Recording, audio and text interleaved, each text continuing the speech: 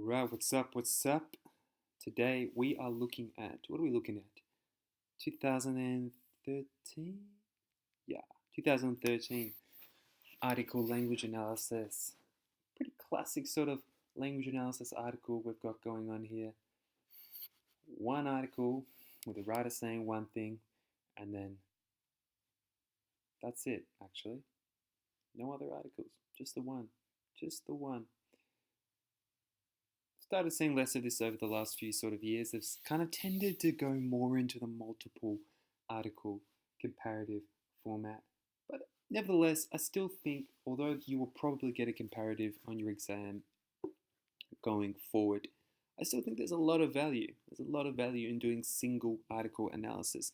And the reason is because multi-article analysis is basically just single level analysis, but with multiple articles. There's not a lot of difference, as I've talked about in tutoring class many times before. Um, the point is that if you get very good at single article analysis, you should most definitely be fine for multi-level. Okay, so background information. What have we got here? Very similar actually to, was it the 2016, I think? Yeah, the 2016 where they were talking about um, how a highway has gone through the town of Lawton, and that what the hell are they going to do with their economy now, since they're not going to be getting any visitors, and that basically they need to do something. They need to build a tourist attraction or whatever. Here we get something very similar, and basically the point though is that, look, we had this piece of land, it's not doing anything anymore. What should we do with it? So it's really a question of what needs to be done. So we already know just by reading this background information, where when it says this, the local council owns the land and is considering proposals for its use, we know that the contention is going to be something like, the author in the article argues that the land should be used for X purpose, for X or Y purpose. Right? We know that's going to be the contention. So it makes the article a lot easier to analyze if you kind of just take a moment to just consider the background information. All right, so the contention of the piece is, of course, pretty simple, really, actually. And the contention, as always, are very simple, but in this case, it's just that the council should build a community garden in the unused land. Very simple. That's the contention, and that's really all you need to write in your introduction. Okay, I've spoken about this before, and I myself used to do this when I was in year 12. That you'd kind of you'd fluff out the introduction, because the contention can often actually be put in really one short sentence. It's generally just this needs to be done, or that needs to be done, or that idea is good, or this idea is good. Because that's the contention, and because you don't actually need to say because in your contention, you don't need to say the blah blah writer argues that that the unused land should be converted into a community garden because A, B, and C. That's not what you need to do. You just need to say the contention. And because of all of that, a lot of the time the contention can become, the introduction can become very short. There's nothing wrong with that. Now, which is what I've kind of got with my introduction. It's an unusually short introduction for me. But really the reason is because there's only one article. And although my teacher used to always say to do the contention for the images, I have stopped advocating that advice for a couple of reasons. Firstly, I actually don't think it makes any sense. Like, why? Why do you have to give a contention for the image? Isn't the image just a persuasive technique within the broader text? Isn't the image just there to supplement the text?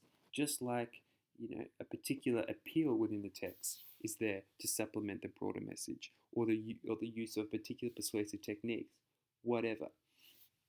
So I don't understand why you'd have to give a contention for the image and not for all the other persuasive techniques that are within the text. So for that reason, I've been considering for a while and have started advocating to not do the contention for the image. And secondly, I've also noticed a lot of students telling me that their teachers don't really require that. And it seems to be there's a trend away from doing the contention for the image. compared to when I was at school, where it seemed to be the status quo that you should do the contention for the image. So I've stopped advocating that advice, but really it's up to you. Personally, I think it's a waste of time. You can talk about the image within your analysis. Don't worry about doing a contention. All right, so let's have a look at what I've done. The topic of concern. Remember, always identify the topic of concern within the text or multiple texts. Generally, if it's just one text, I don't do a topic of concern, because a topic of concern is basically saying what's the debate going on. And generally that kind of implies multiple sides, multiple authors, multiple arguments. So usually I would just use the topic of concern for kind of multiple texts, not for a singular. But I've done it here anyway because what the hell? I mean, I thought it's kind of nice having a contextual statement and not going straight into your contention. Although, again, I think the contextual statement is a waste of time. Why do you need to identify context? If you can identify context within your analysis and then kind of analyze it, but what's the purpose? In any case, I've said that the examiners seem to like it, I guess. I've said that the text topic of concern is a bit redundant. So this is why you got to check your writing. I wrote this very quickly, and I really made a mistake. All right, the text topic of concern is to what end a vacant lot of council land should be used. Very simple. Now, the contention. In a newsletter to local residents throughout the community titled Getting Our Future Back on the Rails Slowly, the leader of a local community group, Grow Slow, contends, always say contends, always. And the reason why I say to students to say contends, don't use some other word. Don't use some other word, is because when you say contends, it reminds you that all you need to be doing is giving the one-line core argument. You don't need to be giving reasons. You just need to be saying what the overarching point of the whole piece is. And that is that the vacant lot should be converted into a community garden. Very simple. And now you know, now that you've identified the contention, you know that everything else in the article that you analyze throughout your thing, throughout your essay, will have to come back to the contention. You'll be analyzing this in terms of its explosiveness, in terms of how it reacts to the contention. And so if you start analyzing something and it doesn't help you show how the contention is advanced, then stop analyzing it. It's a waste of time. So now you've got the contention very firmly in your head. You're ready to go onto the analysis. So first paragraph. As always, I generally start my analysis by just looking at the first thing. It's just kind of a habit I do. And what do I say here? The writer opens her argument by positioning his letter as a response to the current shouting about what the land should be used for. Okay, so why would the writer do this? Her intention, and by the way, I've used her and she because I don't believe in the article that it ever specifies who the author is. And I just found it a lot easier to use her and she rather than saying the writer all the time. So you can do that. You can just say her or she or him or whatever. That's fine. So her intention, she writes, is to clear the air. Well, what does this suggest? Well, this suggests that her argument is intended as a calm and rational attempt to resolve the current conflict. All right, usually I don't make this many mistakes, but there you go. I guess really wrote this a little bit quicker than usual. This positions her letter as a solution to not merely how the land should be used, but also as a way to quell the quarrelling and hot-headedness that has befallen the local community, implied by shouting. So it's very clever what she does in this first paragraph. In this first few paragraphs, actually. Right? Is that she basically goes, look guys, I know there's been all this kind of hubbub in the community. There's been all this stress and conflict and argument.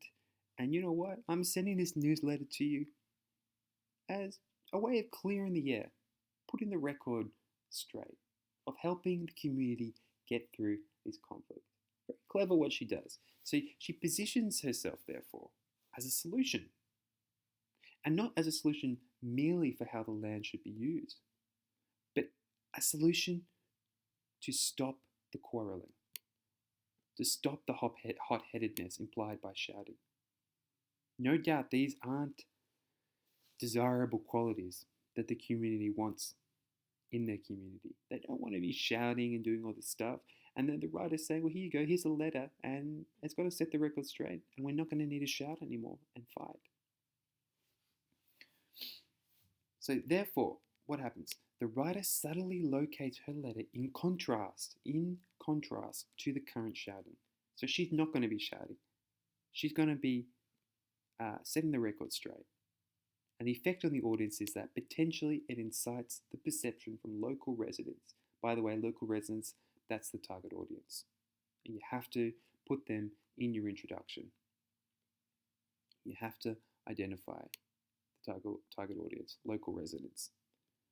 So it might incite the perception from local residents that grow slow is a source of relief and healing. So I said before there are solutions. Well, why? Because they're kind of, they're stopping the fighting, they're a solution, and in a sense they're kind of a source of relief, a source of healing. That's how they are a solution. So this perception may be heightened by the writer's declaration that the land dispute has invoked much misinformation and misguided comment, which suggests that the current debate has become corrupted by false flows of information and unsound arguments. Again, this provides the writer room to define her argument in contrast to what is currently being proposed, which may inspire local residents to view her argument as a fresh alternative. So when I say heightened, I'm saying this perception, this idea that she is not on the same side as all the shouting, that she's in contrast to it. I'm saying this is being heightened by her further declaration that a lot of misinformation and misguided comment has been flowing about. It gives the writer the opportunity to locate her argument, to locate her argument in contrast to this. So first she said they were shouting, now she's saying that there was all this misinformation and misguided comment, and she's going to set the record straight, and the implication is she's going to be telling the truth, she's not going to be trading in misinformation, she's going to be giving guided and comments that make sense. That's the implication. So again, it provides the writer room to define her argument. It's kind of a complex point here, actually. Look, if you don't totally understand what I'm saying, just give me an email, or we can talk about it in tutoring class. But have a think about it. Basically, the point is that it's very powerful sometimes to go, here's what the other group is doing, look how bad they're doing, and I'm not the other group. I'm not them. It's a powerful way of defining your own position by defining it in contrast to. It's called a negative argument, basically, that we're not them. And if the audience doesn't like them, then that can be persuasive, if that makes sense. Okay, moving on though. The writer mentions that some think a community garden is just a passing fashion. And she does this to raise the credibility of her own argument. So just notice, I don't espouse this for text response, but for language analysis, you do not need a topic sentence. It's not in the criteria, you just do not need it. You just want to dive straight into the analysis. And this contradicts what you've been taught in text response, where you do need a very clear topic sentence. But in language analysis, your only job is to analyze how the language is used to persuade the audience of a specific contention. So just dive into the analysis. Contention is irrelevant. Topic sentence is irrelevant. The objection. So she's saying she mentions that the audience might think this is just all a passing fashion. Why? Why did she do this? Okay, well, firstly, before we ask why, what exactly is she saying here? Well, it's an objection to her idea, right? It's kind of denigrating her idea of a community garden. And the objection is that building a community garden is not a stable and long-term investment in the land, but rather an activity whose appeal is propped up only by current but fickle interests of the day. Right, so it's suggesting that, look, hey, we could build this community garden, but who knows if it's going to be here tomorrow, because this is just at the hands of fashion and the fad of the day. So what does this suggest? Remember, language analysis, a game of suggestions and effects. I've talked about this a lot in tutoring. This suggests that building a community garden would be a poor decision, as it risks falling out of public favour in the near future. So the idea is that if building a community garden in the long term might not be a good idea, because who the hell knows if we're going to want it then? It's just a fad. By raising this objection to her own argument, the writer signals to local residents that she's considered alternate viewpoints to her own, thereby suggesting that she has not entered into her own argument without considering its potential weaknesses. Now, if you see, I think I did a video on the 2016 article, I think, where the writer does this exact same tactic, where she raises an objection to her own point of view. And why would a writer do that? Well, one reason the writer might go, hey, here's a problem with my argument, in the sense that maybe a community garden is just a passing fashion, is to actually show her audience that she is not necessarily kind of biased or hasn't thought through her argument, that actually by raising this objection, she's considered the disadvantages. She's considered both sides of the debate. And that therefore she's a thoughtful and considerate arguer. And what might that do? Well, it might, in the eyes of the audience, raise the credibility of her argument, which I write here. This may raise the perceived credibility, as it implies a thoughtful and informed writer, which builds upon the aforementioned attempts to position her argument away from the hot-headed shouting.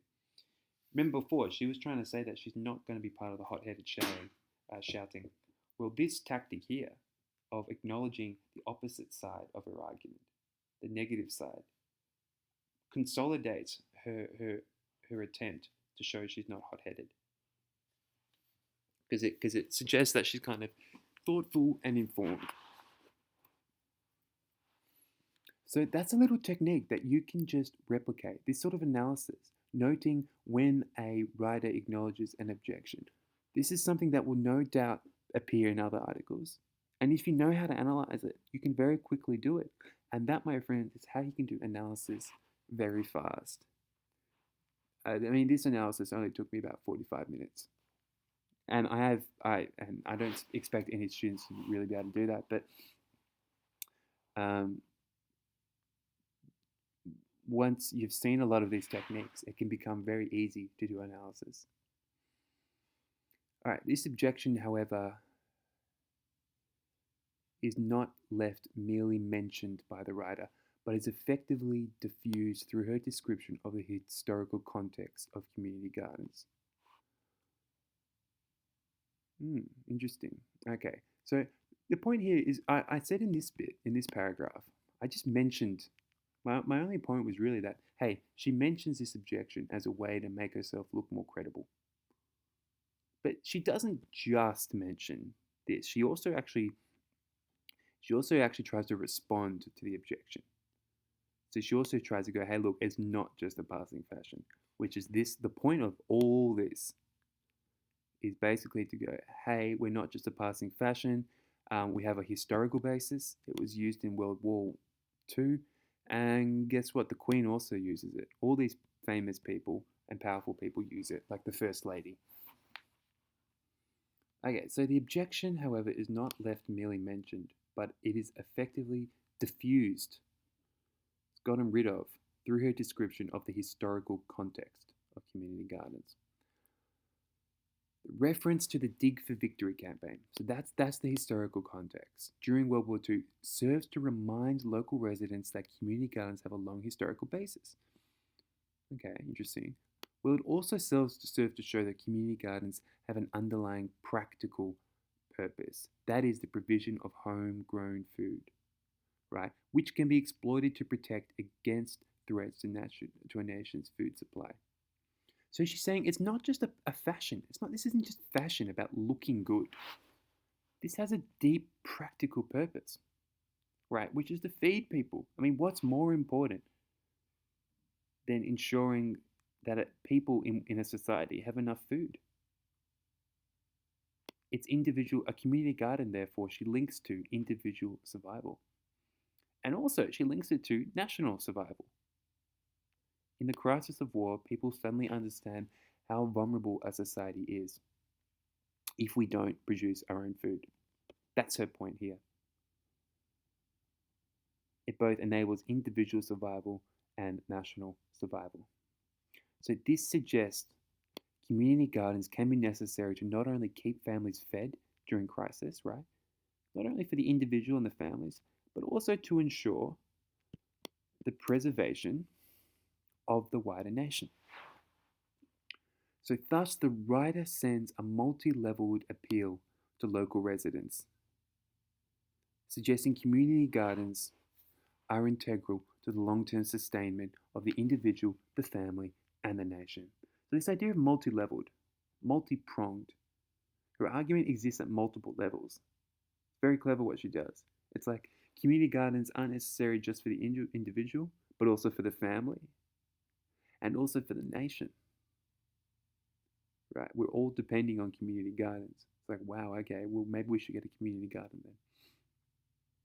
So that's sort of those terms, multi-leveled appeal, multi-pronged argument, that's something you can replicate in your own analysis. And it just shows that you're actually considering depth of argument, right? That a single argument might not just appeal to one kind of persuasive, it might not just persuade one at one level, but at multiple. Okay, moving on. The accompanying image, a historical advertisement promoting community gardens during World War II, substantiates the writer's claim that community gardens are not some contemporary fad. Alright, so notice how always I am linking back to the previous paragraph. Always linking back. And it's not hard to do. You just use terms like this. Substantiates, it's a little magic trick in a way. Substantiates, compounds, strengthens. That the point in this paragraph follows a very simple kind of point, which is just this paragraph is substantiated by this. And what I mean by that sounds really confusing, but I mean that the persuasive technique that I talked about here, or the persuasive strategy, is strengthened, compounded, amplified by the following persuasive technique strategy that I'm now going to talk about.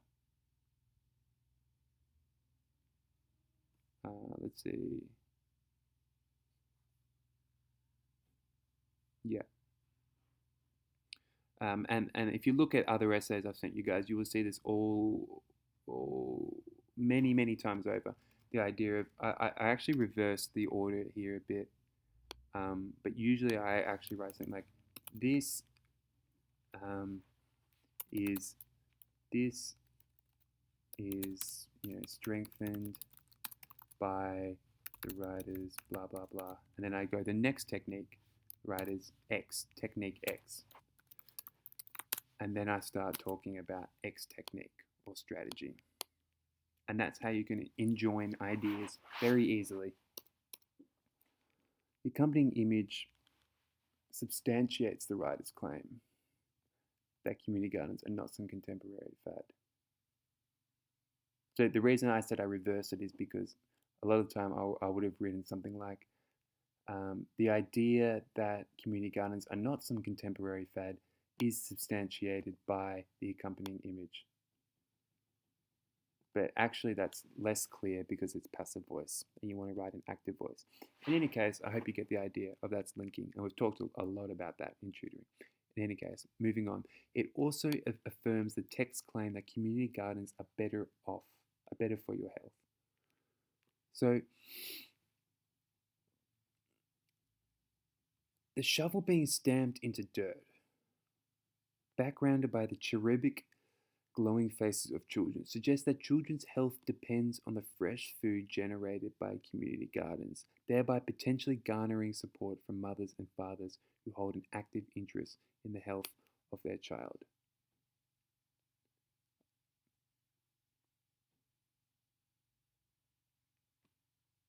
So the shovel being stamped into dirt represents the ploughing of the garden. The children in the background, the smiley faces, they represent the health benefits of a community garden. So therefore, the image is suggesting that the glowing faces of the children, that, sorry, health, children's health depends on the garden, that these two things are linked.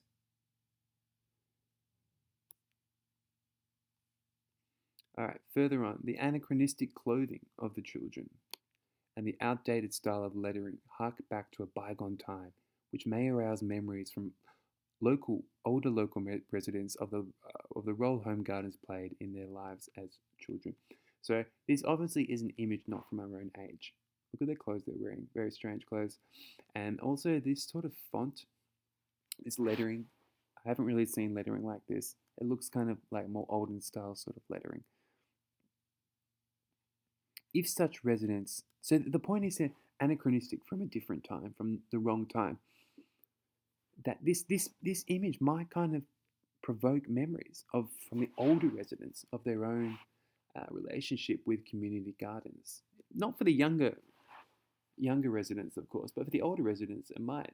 And again, this just speaks to the importance of really specifying members of the audience who might be persuaded by certain techniques, right? Because older residents might arguably be more affected by this than younger residents, since it might remind them of the actual time. They might have actually lived through this time. Who knows?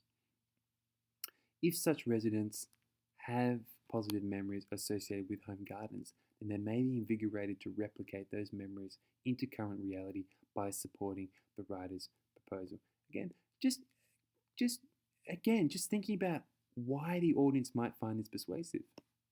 What if community gardens, when they were a kid in their neighborhood, was just this terrible thing, and their parents always made them go out into the garden and plow the food, and they hated it? They wouldn't find this very persuasive. So it's really, the persuasiveness is really only going to occur or work if they have a positive association to these gardens,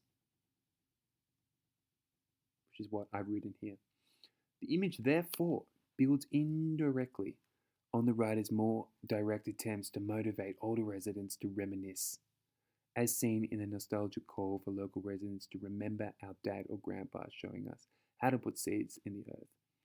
So I'm saying in the writing, it very directly asks the audience to reminisce about how community gardens once played a role in their childhood. Image does it perhaps more indirectly. At least that's what I've said or argued. Here, the writer adds another dimension to her appeal of nostalgia, a familial dimension in which paternal bonds are intertwined with the idea of gardening. So now it's very clever what the writer does. Again, very clever. Now, before we read all this, a community garden was just some place you grew vegetables. Now it's necessary for the survival of individuals. It's necessarily part of national security. And not only that, it's intertwined with the relationship with our fathers and our grandfathers. Where did she say? Yeah, most of us can remember our dad or grandpa showing us how to put seeds in the earth. It's like this community garden is at the center of all of the most powerful relationships we have, with our nation, with individuals, and with our own dad or grandpa. So the intention here is to enrich and expand the concept of community gardening to contain familial meanings, which may consolidate the subtle and multivariate associations.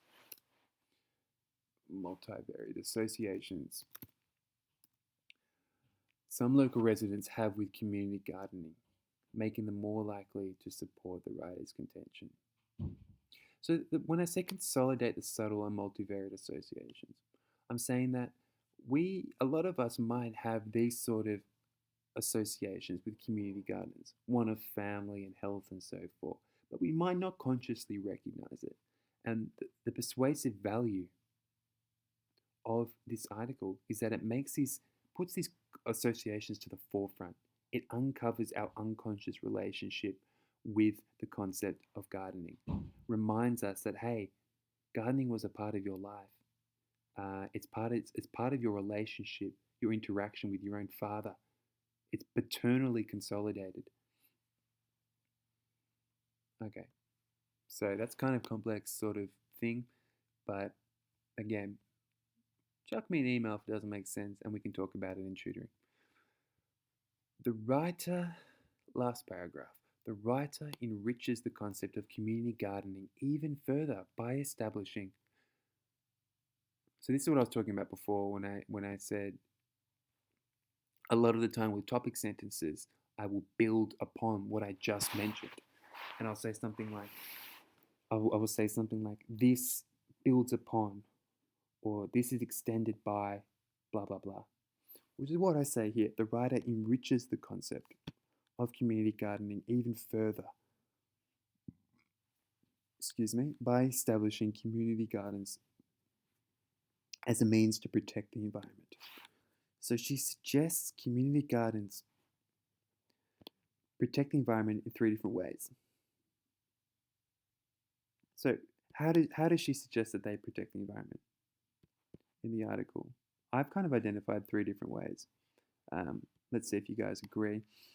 Well, first, she says that by motivating residents to attach increased importance to the food they eat, as implied by when you've grown it, you value it.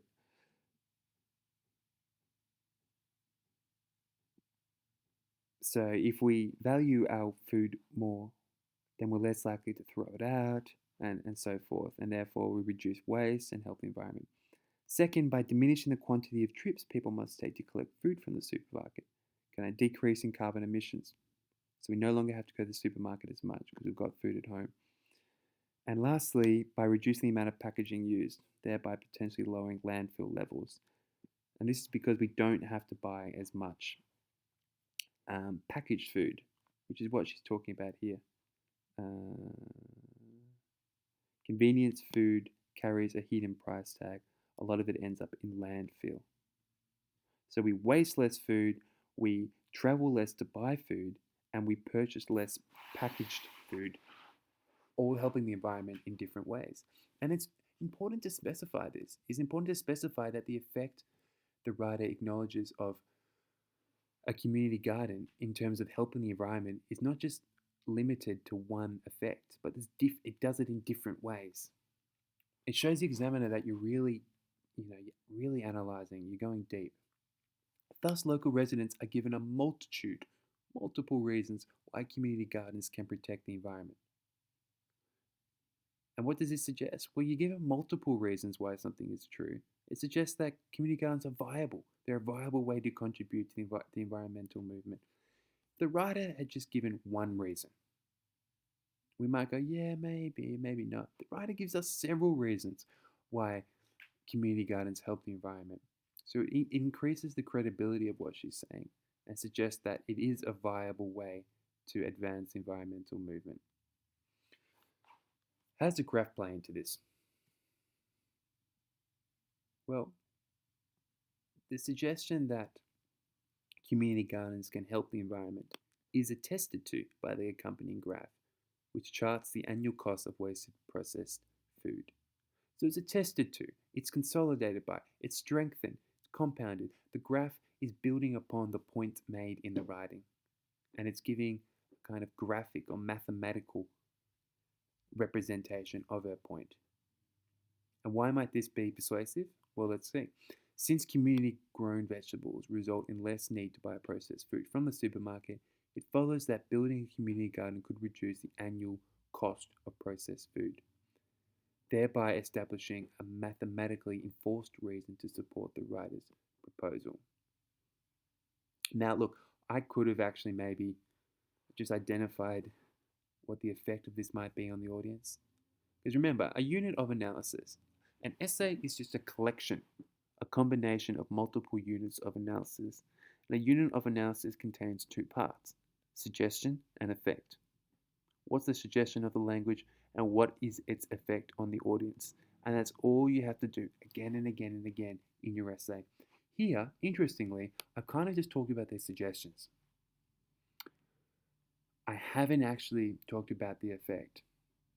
So you might argue, hey, Max, this is an incomplete unit of analysis. And in a sense, it is. And perhaps I should actually put the effect here.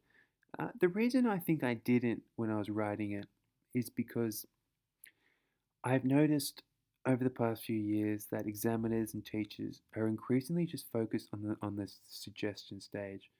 It seems to me that the suggestion stage is the most important bit of analysis, and that the effect of the audience. I mean, who knows how the audience is necessarily going to react? But we can analyze the language and figure out the suggestions. So I've started in my analysis doing less focus on the effects. I still do it because it's still very important. You have to acknowledge the relationship to the audience. But sometimes I'll just kind of go, here are the suggestions, here's what it suggests, and look, I mean, it's pretty obvious what the effect is going to be. I could write it here, but the fact of the matter is, when an audience is given lots of reasons why something is true, and those reasons are backed up, they're more likely to believe the overall contention. So look, it might just be something as simple as, therefore, the audience might side with the writer's contention, or might be more inclined to. That's pretty general language, and I started cutting that out a bit. I generally only identify the effect on the audience when I think I can say something like kind of really interesting and impressive. Like, for example, uh, this bit, the anachronistic clothing. Well, what might the effect be on the audience? Well, it's really only going to be persuasive, this technique in the image of the anachronistic clothing, for those residents who are older.